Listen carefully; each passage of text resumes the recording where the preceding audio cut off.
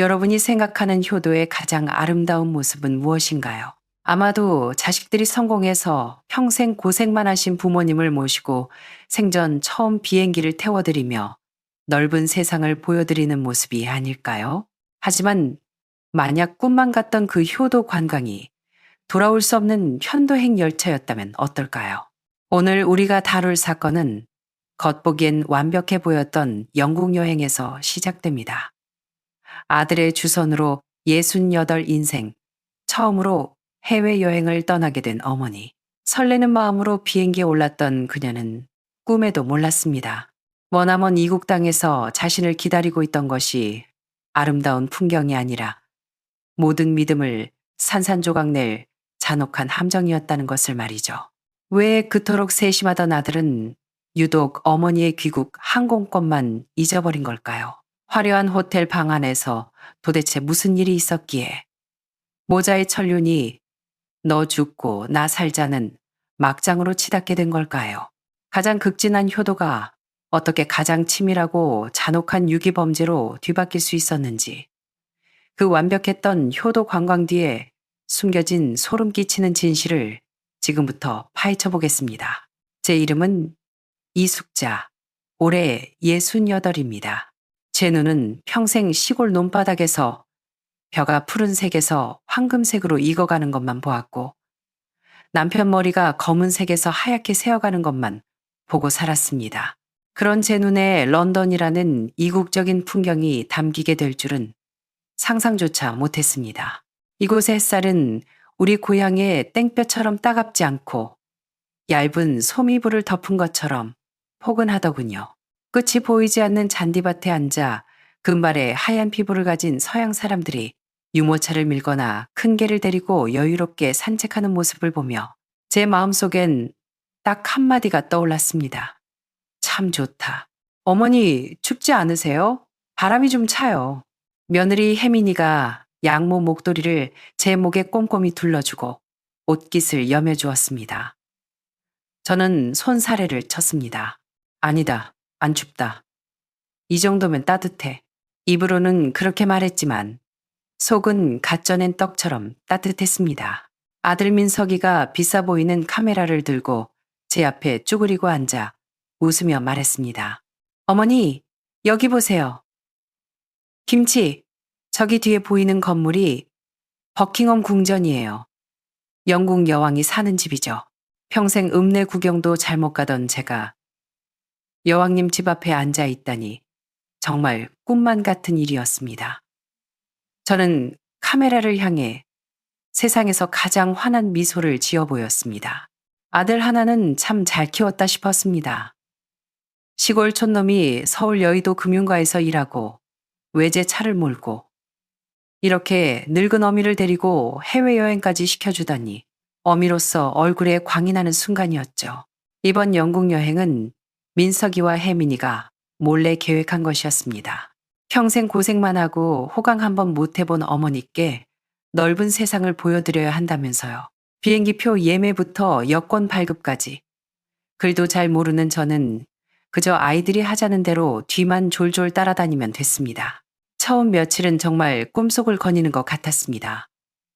런던 아이라는 높은 대관람차도 탔고 템스강에서 유람선을 타며 고풍스러운 성들을 구경했습니다. 며느리는 항상 제 팔짱을 꼈고 아들은 전문 가이드처럼 역사를 설명해 주었습니다. 새 코트에 새 구두까지 사주고 이름도 모를 맛있는 음식들을 매일 사주더군요. 돈이 얼마나 들었을까. 제가 걱정스레 중얼거리면 민석이는 호탕하게 웃었습니다. 어머니, 돈 걱정 말고 즐기세요. 돈이야 또 벌면 되죠. 어머니 건강하고 즐거우신 게 제일 중요해요. 그 말이 꿀물보다 더 달게 느껴졌습니다. 하지만 3일째 되던 날부터 뭔가 이상한 기류가 감지되었습니다. 그 불길함은 시도 때도 없이 울리는 민석이의 휴대폰 진동 소리에서 시작되었습니다. 첫 번째는 유람선 위였습니다. 즐겁게 이야기하던 중 전화가 울리자 민석이의 얼굴에서 웃음기가 순식간에 사라지고 미간이 구겨졌습니다. 발신자를 확인한 그는 급히 배 뒤편 구석으로 가서 전화를 받더군요. 바람 소리 때문에 잘 들리진 않았지만 한국어와 영어를 섞어가며 다급하고 짜증 섞인 목소리로 통화하는 게 느껴졌습니다. 전화를 끊고 돌아온 그의 미소는 어딘가 차가웠습니다. 회사 일이에요. 별거 아닙니다. 두 번째는 근사한 식당에서였습니다. 이번엔 자리도 뜨지 않고 매우 빠른 영어로 몇 마디 쏘아붙이더니 전화를 끊어버렸습니다. 찻잔을 쥔 그의 손마디가 하얗게 질려 있었습니다. 혜민이가 제 눈치를 보며 얼른 끼어들었습니다. 어머니, 그이가 요즘 중요한 프로젝트를 맡아서 스트레스가 좀 심해요. 신경 쓰지 마세요. 고개를 끄덕였지만 잔잔한 호수에 돌멩이가 던져진 것처럼 마음이 일렁였습니다. 그건 사업 이야기를 하는 게 아니라 마치 누군가와 싸우는 것 같았거든요. 여행 4일차. 우리는 복잡한 런던을 떠나 윈저라는 조용한 시골 마을로 갔습니다. 동화 속에나 나올 법한 집들이 있는 고즈넉한 곳이었죠. 이곳에 오면 그 지긋지긋한 전화도 좀 줄어들까 싶었습니다. 하지만 그날 밤 고풍스러운 호텔 방 안으로 소리 없는 폭풍우가 몰아닥쳤습니다. 저녁 식사 후 아들 내외는 평소처럼 TV를 보며 수다를 떠는 대신 심각한 표정으로 제 침대가에 앉았습니다. 며느리는 두 손을 꽉 맞잡고 있었죠. 가슴이 철렁했습니다. 왜 그러냐? 회사에 무슨 큰일이라도 생긴 게냐? 민석이가 깊은 한숨을 쉬더니 고개를 들었습니다. 눈빛에는 지금껏 본 적 없는 복잡한 감정이 서려 있었습니다. 어머니, 사실 이번에 영국에 모시고 온 건 여행도 여행이지만 드릴 말씀이 있어서예요. 그는 잠시 망설이다 말을 이었습니다. 저랑 혜민이 오랫동안 상의했는데 저희 영국으로 이민 올까 해요. 이민이라는 두 글자가 머릿속에서 폭탄처럼 터졌습니다. 귀가 멍해져서 뒷말은 잘 들리지도 않았습니다.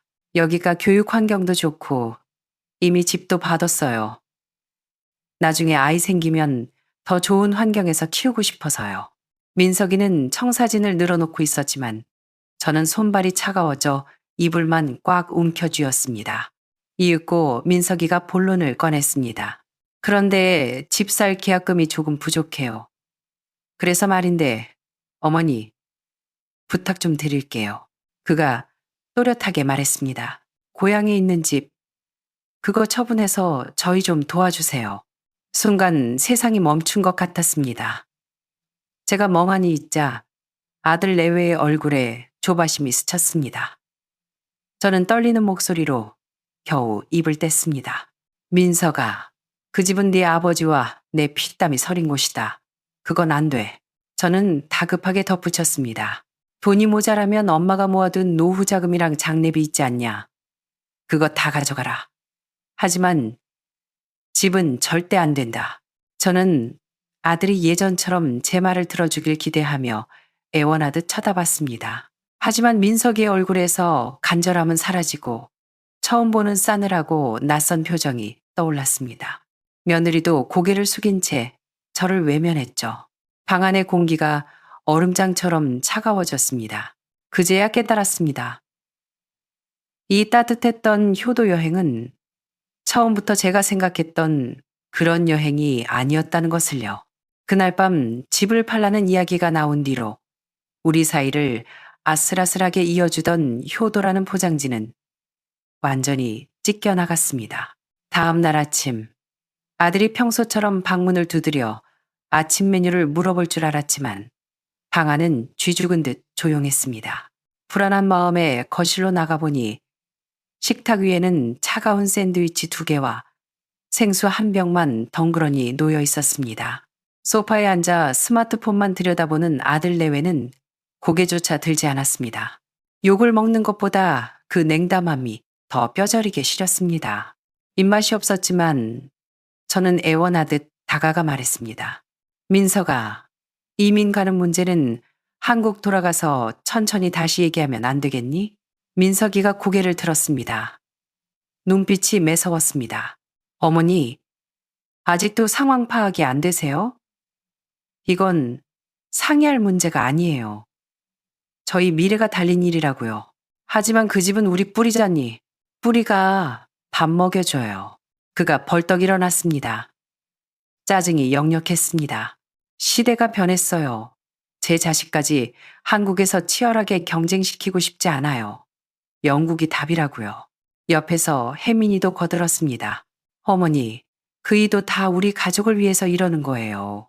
집만 팔면 여기서 아이한테 최고의 출발을 선물해 줄 수 있다고요. 부부가 합심해서 몰아붙이니 저는 가슴이 죄어왔습니다. 평생 남과 싸워본 적 없는 촌노가 어떻게 말 잘하는 아들을 당해내겠습니까? 저는 그저 고개를 저으며 무기력하게 되뇌었습니다. 집은 안 된다. 정말 안 돼. 그날부터 고풍스러운 호텔방은 제 감옥이 되었습니다. 그들은 저를 데리고 나가지 않았습니다.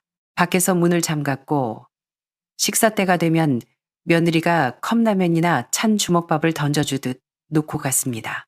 문을 두드려도 소리를 질러도 대답이 없었습니다. 말도 안 통하는 낯선 땅에서 저는 도마 위의 생선 신세가 되었습니다.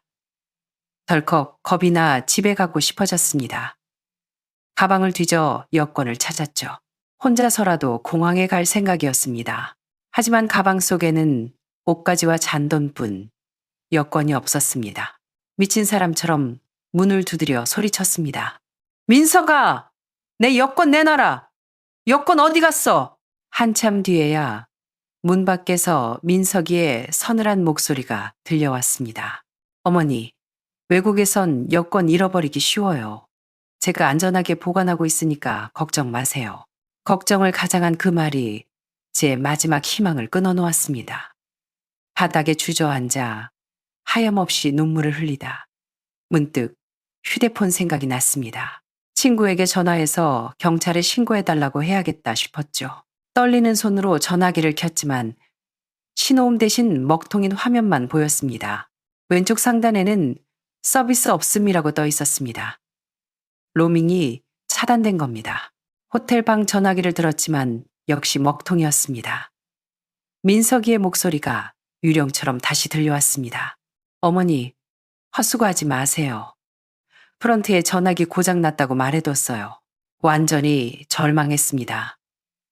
말도 안 통하고 아는 사람 하나 없는 이곳에서 신분증도 통신수단도 없이 저는 팔다리가 잘린 채 고립된 섬이 되었습니다.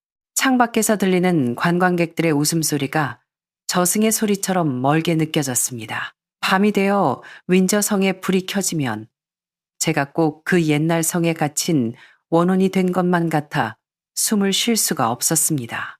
그렇게 지옥 같은 이틀이 지났습니다. 귀국 예정일 하루 전날 밤 드디어 방문이 열렸습니다. 들어온 아들 내외의 얼굴엔 더 이상 가식적인 미소 따윈 없었습니다. 탐욕과 짜증만이 가득했죠. 민석이의 손에는 서류 뭉치와 인주가 들려 있었습니다. 그는 서류를 탁자 위에 탁 하고 던졌습니다. 깨알 같은 영어와 한글이 섞인 부동산 처분 위임장이었습니다. 어머니, 마지막으로 묻습니다. 도장 찍으실 거예요? 안 찍으실 거예요? 저는 몸을 사시나무처럼 떨며 제가 업어 키운 아들을 쳐다봤습니다. 민석아, 어미한테 이러면 안 된다. 제발 이러지 마라. 그는 코웃음을 치더니 파란색 여권 2개와 비행기표 2장을 꺼내 탁자에 던졌습니다. 그들의 여권과 티켓뿐 제 것은 없었습니다. 저희는 내일 한국 갑니다. 도장 안 찍으시면 어머니 혼자 여기 남아서 알아서 사세요.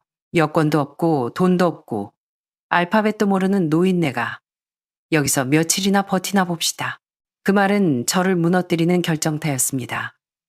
친아들에게 이국 땅에 버려진다는 공포가 목을 졸라왔습니다. 머릿속이 하얘지며 오직 하나의 생각만 남았습니다. 집에 가야 한다. 여기서 죽을 순 없다. 저는 이미 괴물이 되어버린 아들을 보며 체념했습니다. 떨리는 손으로 펜을 들어 무슨 내용인지도 모를 서류에 이름을 적었습니다. 그러자 민석이가 제 엄지를 낚아채 인주를 듬뿍 묻히더니 서명 옆에 꾹 눌러 찍었습니다.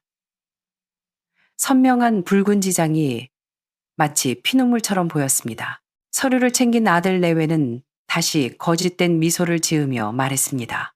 진작 이러셨으면 좋잖아요. 이제 어머니도 편히 쉬세요. 저는 영혼이 빠져나간 인형처럼 차가운 바닥에 주저앉았습니다. 창밖은 여전히 화려했지만 제 세상은 암흑천지였습니다. 아들 내외는 목적을 달성하자 긴장이 풀렸는지 방문을 잠그지도 않고 건너편 방에서 축배를 드는 듯 했습니다. 저는 침대에 누워 천장만 바라보며 생각했습니다. 여권도 휴대폰도 없이 이 호텔 이름조차 모르는 내가 할 수 있는 게 뭘까? 아들, 며느리, 가족, 평생 믿어왔던 가치들이 이렇게 허무하게 무너질 줄은 몰랐습니다. 눈물도 말라버렸습니다. 남은 건 살아야겠다는 본능뿐이었습니다. 그때 흐릿한 기억 속에서 한 장면이 떠올랐습니다.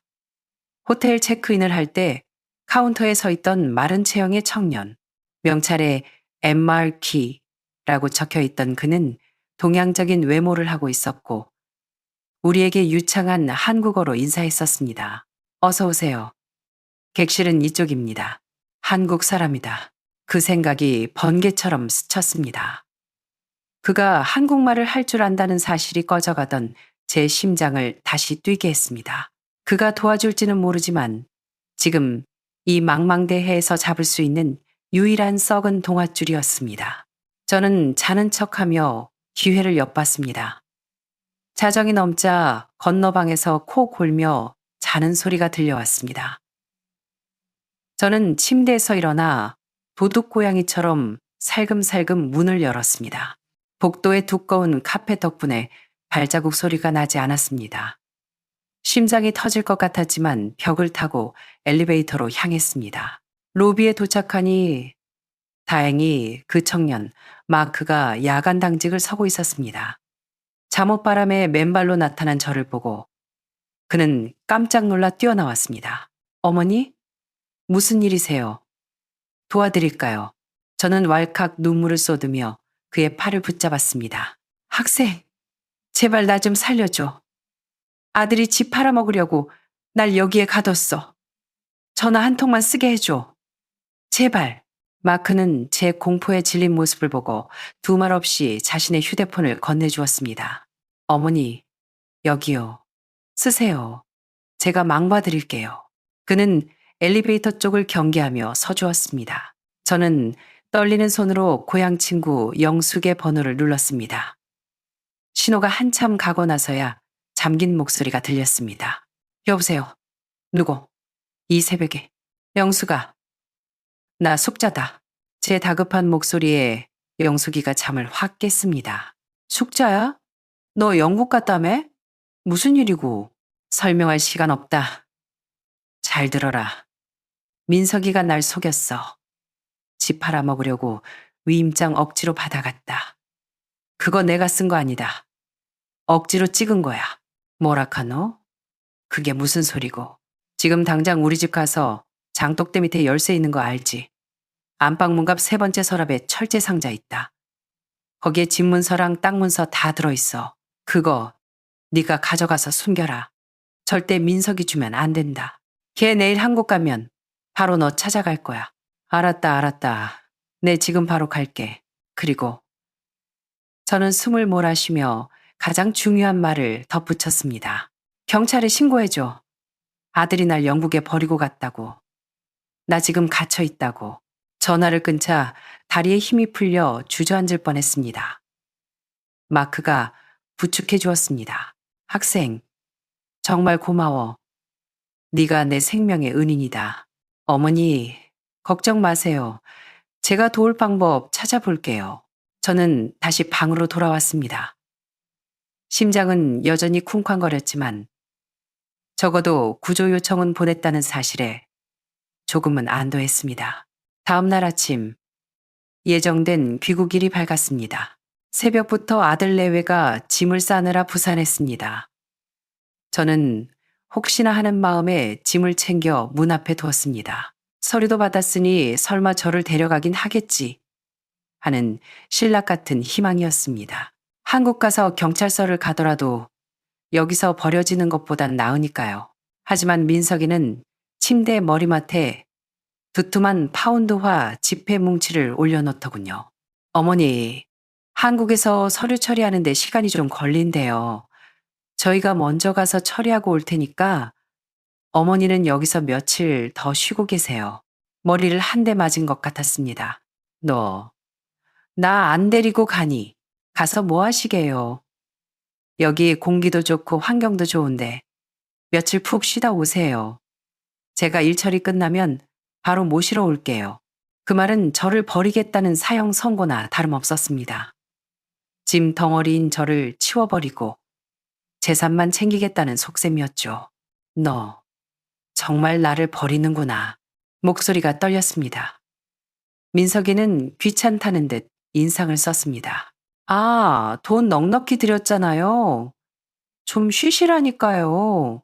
그는 혜민에게 눈짓했고 며느리는 호텔 방키를 탁자에 던지듯 놓고 말했습니다. 어머니, 호텔에 식사 넣어달라고 얘기해놨어요. 잘 계세요. 그들은 뒤도 안 돌아보고 나가버렸습니다. 쾅 하고 닫히는 문소리가 모자의 연을 끊어내는 소리 같았습니다. 창문으로 그들이 택시를 타고 떠나는 모습을 지켜봤습니다. 눈물도 나지 않았습니다. 남은 건 차가운 분노와 살아야겠다는 오기뿐이었습니다. 저는 아들이 남겨둔 죄악으로 얼룩진 돈 뭉치를 챙겨들고 방을 나섰습니다. 로비로 내려가자 마크가 걱정스런 눈빛으로 저를 맞았습니다. 저는 돈 뭉치를 카운터에 올려놓으며 말했습니다. 학생, 이 돈이면 될지 모르겠는데 나 좀 도와줘. 런던에 있는 한국 대사관으로 가야겠어. 마크는 돈을 정중히 밀어내며 시계를 보더니 유니폼 조끼를 벗었습니다. 어머니, 이 돈은 넣으세요. 제가 모셔다 드릴게요. 잠시만 기다리세요. 타국에서 만난 피 한 방울 안 섞인 이 청년이 친자식보다 더 따뜻했습니다. 마크의 낡은 중고차를 타고 런던 시내로 향하는 길. 그는 조용히 한국 음악을 틀어주었습니다. 어머니, 저도 고향이 경상도예요. 할머니 생각이 나네요. 그 한마디에 긴장이 풀렸습니다. 우리는 사투리로 두런두런 이야기를 나눴습니다. 그가 왜 이런 일이 생겼는지 묻지 않아줘서 더 고마웠습니다. 1시간여를 달려 태극기가 걸린 건물 앞에 도착했습니다. 어머니, 여기에요. 저는 고개를 깊이 숙여 인사했습니다. 학생, 정말 고맙다. 이 은혜 평생 잊지 않으마. 그는 제 손에 쪽지 하나를 쥐어주었습니다. 자신의 전화번호였습니다. 무슨 일 생기면 꼭 전화하세요. 대사관에 들어가 자초지종을 설명했습니다. 담당 영사님은 사태의 심각성을 인지하고 즉시 조회를 시작했습니다. 그리고 몇 분 뒤 충격적인 사실을 알려주었습니다. 어머니, 출입국 기록을 보니 어머니 여권으로 이미 오늘 아침 런던 히드로 공항을 빠져나가셨는데요. 네? 제가 여기 있는데 그게 무슨 소리입니까? 아드님이 어머니 여권을 훔친 것뿐만 아니라 어머니와 비슷한 연배의 다른 여성을 어머니인 척 꾸며서 같이 출국한 것 같습니다. 한국 입국 심사 때 어머니가 무사히 귀국한 것처럼 꾸며서 시간을 벌려는 속셈이네요. 단순 유기가 아니라 치밀하게 계획된 범죄였습니다. 배신감이 분노로 바뀌었습니다. 영사관의 도움으로 임시 여권을 발급받았고 한국경찰청 외사가와 인터폴에 공조 요청이 들어갔습니다. 한국경찰은 친구 영숙이의 신고를 받고 이미 수사에 착수한 상태였습니다. 아들이 거래하려던 법무사 사무실도 파악해두었고요.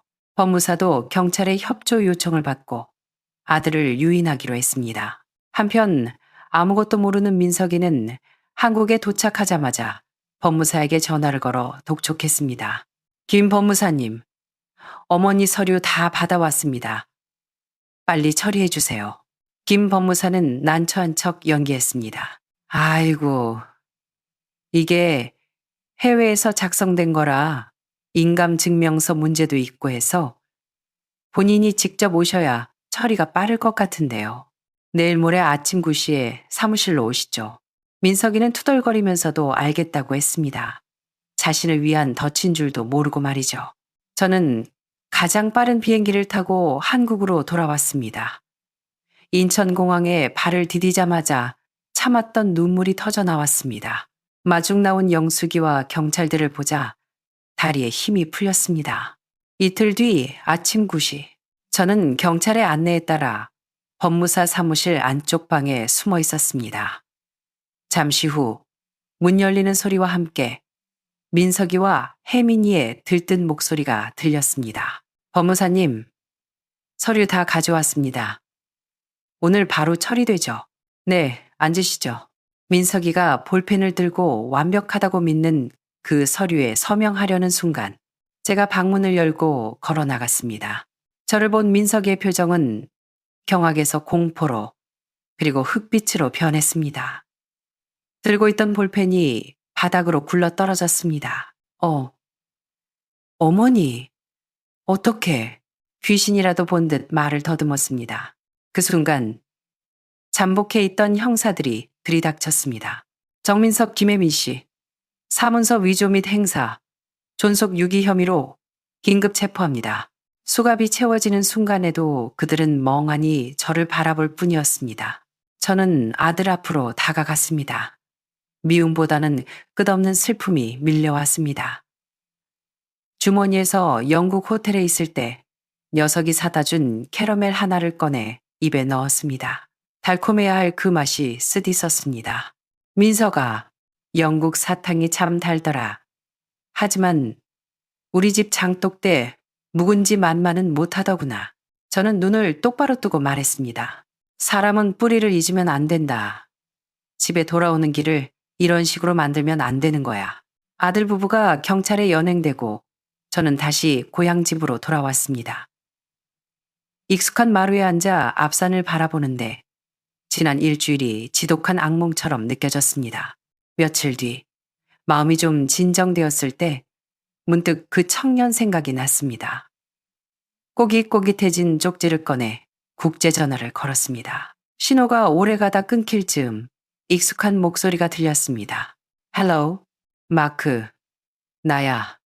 영국 호텔에서 만난 한국 아줌마. 아, 어머니, 무사히 도착하셨어요? 걱정 많이 했어요. 그의 진심 어린 목소리에 비로소 편안한 미소가 지어졌습니다. 그래, 덕분에 살아서 왔다. 정말 고맙다. 내 평생 가장 절망적이었던 순간에 낯선 네가 내 유일한 빛이었다. 아니에요. 당연히 해야 할 일을 한 건데요. 한국 오면 꼭 우리 집 놀러 와라. 내가 제일 맛있는 갈비찜이랑 된장국 끓여줄게. 꼭이다. 네, 어머니. 꼭 가서 얻어먹을게요. 전화를 끊고 생각했습니다. 아들이 준 상처가 아물려면 오랜 시간이 걸리겠죠. 하지만 피 한 방울 섞이지 않은 낯선 청년이 보여준 그 따뜻한 마음이 제 가슴 속에 다시 사람을 믿을 수 있는 작은 씨앗이 되어 주었습니다. 여러분, 이 사건은 우리에게 묻습니다. 자식이 부모를 버리는 폐륜과 낯선이가 베푸는 조건 없는 선의, 과연 핏줄이란 무엇이고 진정한 인간다움이란 무엇일까요? 오늘 이야기는 여기까지입니다. 구독과 좋아요는 큰 힘이 됩니다. 감사합니다. 네 가정이 깨지든 말든 네 마누라가 이혼을 하든 말든 그건 나와 상관없는 일이다. 나가라. 지호는 믿을 수 없다는 표정으로 입을 벌렸습니다. 제가 이렇게까지 매정하게 나올 줄은 몰랐겠죠. 그는 뭐라 더 말하려 했지만 저는 이미 창밖으로 고개를 돌려버렸습니다. 다음 날 저는 더 이상 기다리지 않고 선수를 쳤습니다. 지인을 통해 소개받은 이혼 및 재산 분쟁 전문 변호사 김 변호사님을 만났습니다. 모든 자초지종을 털어놓았습니다. 집을 판 과정, 입주 후의 대우, 그리고 그날 밤 엿들은 대화까지. 김 변호사는 묵묵히 듣더니 말했습니다. 선생님, 상황은 충분히 이해했습니다. 법적으로나 도의적으로나 선생님이 유리합니다. 원하시는 게 뭡니까? 집을 다시 뺏고 싶은 생각은 없어요. 엮이기도 싫고요. 그저 내가 준 만큼의 권리를 되찾고 조용히 내 남은 인생 살고 싶습니다. 알겠습니다. 저에게 맡기세요. 며칠 뒤 아들 부부에게 내용 증명 한 통이 날아갔습니다. 내용은 간단했습니다. 이번 주 금요일 오후 2시까지 법무법인 사무실로 출석하여 임미라님의 부동산 증여 관련 최종 협의에 응할 것. 불응시 법적 절차 진행. 빨간 도장이 찍힌 이 서류는 그들에게 떨어진 핵폭탄이나 다름없었습니다. 단순한 부부싸움이나 고부 갈등이 아니라 법적인 심판대에 서게 되었다는 걸 깨달은 거죠. 금요일 오후 저는 김 변호사 사무실에 미리 도착해 있었습니다. 검은색 정장을 단정하게 차려입었습니다. 김 변호사가 저를 보며 고개를 끄덕였습니다. 좋습니다. 오늘 선생님은 싸우러 온 게 아닙니다. 권리를 찾으러 오신 겁니다. 2시 5분 전 지호와 지은이가 회의실 문을 열고 들어왔습니다. 며칠 새 더 수척해져 있었습니다. 지은이는 울었는지 눈이 퉁퉁 부어 있었고 기세등등하던 모습은 온데간데 없었습니다. 변호사를 선임할 돈도 없었는지 둘만 왔더군요. 회의실 공기는 차가웠습니다. 저는 긴 말하지 않고 서류 뭉치를 테이블 위로 밀어보냈습니다. 여기 내가 옛날 빌라 팔아서 너희한테 준 돈, 그리고 새 아파트 잔금 치른 내역, 자금 흐름 증명서다. 하나도 빠짐없이 다 있어. 법적으로 내가 너희에게 준 돈은 부담부 증여에 해당한다. 조건은 간단했지. 이 늙은 어미가 편안한 노후를 보내게 해주는 것. 잠시 숨을 고르고 그들을 쏘아보았습니다. 하지만 너희는 따뜻한 물 한 번 마음 편히 못 쓰게 했지. 조건 불이행이야. 김 변호사가 준비된 2가지 서류를 그들 앞에 내밀었습니다. 선택지는 2가지입니다. 첫째, 증여 취소 소송을 진행합니다. 부양 의무 불이행을 사유로 법원에 소송을 걸면 이 아파트 명의는 다시 선생님께 돌아옵니다. 물론 그동안 너희가 낸 관리비 정도는 쳐주마. 그들의 얼굴이 사색이 되었습니다. 둘째, 제가 서류를 톡톡 두드렸습니다. 이 차용증 및 변제 계약서에 사인해라. 내가 이 집에 쏟아부은 모든 돈 너희에게 빌려준 걸로 하겠다. 이자 없이 원금만 갚아. 다음 달부터 매달 200만 원씩 내 통장으로 자동이체해라. 그러면 이 집은 너희 것으로 인정해 주마. 그들은 벼랑 끝에 몰렸습니다. 사인을 안 하면 당장 소송이 걸리고 집도 뺏기고 불효자식으로 온 동네에 소문이 날 판이었습니다. 결국 지호는 떨리는 손으로 펜을 잡고 서명했습니다. 지은이도 울면서 굴욕적인 표정으로 이름을 적었습니다. 펜을 놓는 순간 우리는 가족이 아니라 채권자와 채무자가 되었습니다. 마지막으로 자리에서 일어나며 그들에게 말했습니다. 지은아, 내가 오늘 인생 공부 하나 시켜주마. 시어머니와 며느리가 친딸처럼 지낼 순 없어도 적어도 서로 존중은 해야 한다. 나는 내 적도 아니고 네가 안주인 행세하기 위해 밟고 올라설 발판도 아니야. 네가 끈 건 보일러 스위치가 아니야. 가족 간의 최소한의 온기, 인정을 꺼버린 거야. 현명한 여자는 시어머니를 든든한 내 편으로 만들 줄 안다. 너처럼 적으로 만들어서 쫓아내는 게 아니라 너는 그걸 몰랐어. 그리고 멍하니 서 있는 못난 아들을 향해 고개를 돌렸습니다. 지호야, 너는 더 나쁘다. 고부 갈등 있을 때 남편이 입 다물고 있는 건 평화가 아니라 방관이고 비겁함이다. 네가 침묵한 그날 밤 네가 네 가정을 깬 거야. 남자가 돈 못 버는 건 죄가 아니지만 집안에서 공정과 도리를 잃는 건 죄다. 이제 집도 잃을 뻔하고 돈도 잃게 됐으니 만족하니. 저는 가방을 챙겨 들었습니다. 오늘 내가 가져가는 건 돈이 아니다. 너희 같은 배은망덕한 것들에게 걸었던 마지막 기대다. 이제부터 너희가 저지른 냉정함의 대가를 돈으로 갚으면서 뼈저리게 느껴보거라. 변호사 사무실을 나오니 햇살이 눈부셨습니다. 가슴을 짓누르던 바위가 사라진 듯 시원했습니다. 저는 그 차용증을 들고 제 인생 2막을 설계했습니다. 저는 평판 좋은 고급 실버타운 유료 양로 시설에 입주했습니다. 호텔 같은 시설에 수영장, 도서관, 각종 취미 교실까지 갖춘 곳입니다. 무엇보다 저와 비슷한 연배의 친구들이 많아 외롭지 않습니다. 제가 쓰던 옛 가구들도 제 방에 들여놓았고 베란다에는 좋아하는 화초를 가득 심었습니다. 아들 부부는요, 제 몫을 치르는 삶을 살고 있습니다. 매달 200만 원씩 제 통장에 꼬박꼬박 입금하고 있죠. 그 돈이면 실버타운 비용을 내고도 용돈이 남습니다. 들리는 소문에 의하면 그 돈을 갚느라 지은이는 명품 가방들을 다 팔았고 해외여행은 꿈도 못 꾼다고 합니다. 지호도 매일 도시락을 싸서 다니며 허리띠를 졸라매고 있다더군요. 수십억짜리 아파트에 살지만 그 속은 텅 빈 강정처럼 쪼들리는 삶을 사는 거죠. 가끔 지호에게 안부 전화가 옵니다.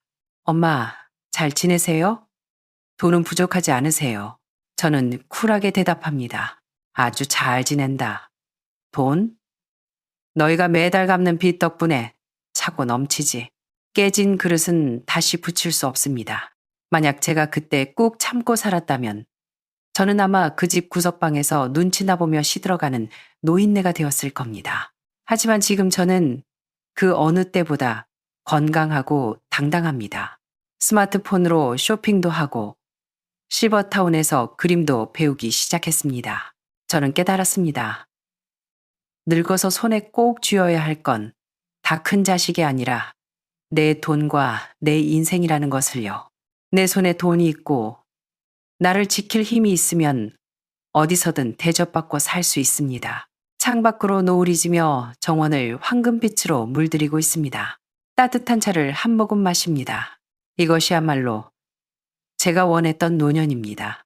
누구에게도 의지하지 않고 오롯이 나로서 존재하는 존엄한 삶 말입니다. 네. 오늘 임미라님의 사연은 여기까지입니다. 정말 많은 생각을 하게 만드는 이야기였습니다. 혹자는 임미라님의 처사가 너무 매정하다고 할지도 모릅니다. 어쨌든 자식인데 법적으로 차사매고 인연을 끈다시피 했으니까요. 하지만 또 누군가는 말할 겁니다. 그런 대우를 받고 참는 건 미덕이 아니라 굴종이라고요. 임미라님이 경제권을 쥐고 반격하지 않았다면 과연 그녀의 노년은 어땠을까요? 가족이라는 이름 아래 행해지는 무례와 희생 강요. 여러분이라면 임미라님의 상황에서 어떤 선택을 하셨을까요? 그리고 아들 지호와 며느리 지은이의 가장 큰 잘못은 무엇이라고 생각하시나요? 여러분의 생각을 댓글로 남겨주세요. 비슷한 고민을 가진 분들에게 여러분의 지혜가 큰 힘이 될 것입니다. 주변에 가족 문제로 힘들어하는 분이 있다면 이 영상을 공유해 주세요. 구독과 알림 설정 잊지 마시고요. 다음 시간에도 가슴 울리는 우리네 진짜 인생 이야기로 찾아오겠습니다. 감사합니다. 카페를 나와 지은이의 학원 창문을 들여다봤습니다. 지은이가 꼬마 아이에게 피아노를 가르치고 있었습니다. 햇살이 비치는 그 모습이 참 평화로워 보였습니다. 아이가 건반을 잘못 누르자 지은이가 다정하게 말하더군요. 괜찮아. 다시 하면 돼. 악보를 똑바로 보면 길을 잃지 않아. 그렇습니다. 악보를, 아니 실체를 똑바로 보면 길을 잃지 않습니다. 우리 세대가 온 힘을 다해 저 가식적인 가면을 찢어버린 것은 다음 세대의 딸들이 행복으로 가는 길에서 더 안전하게 속지 않고 걸어가길 바라는 마음 때문이었습니다. 이것이 제가 딸에게 남겨줄 수 있는 가장 큰 혼수이자 유산일 것입니다. 여러분, 오늘 이야기는 여기까지입니다. 사기 결혼의 늪에서 딸을 구해낸 어머니의 지혜와 용기. 어떻게 보셨나요?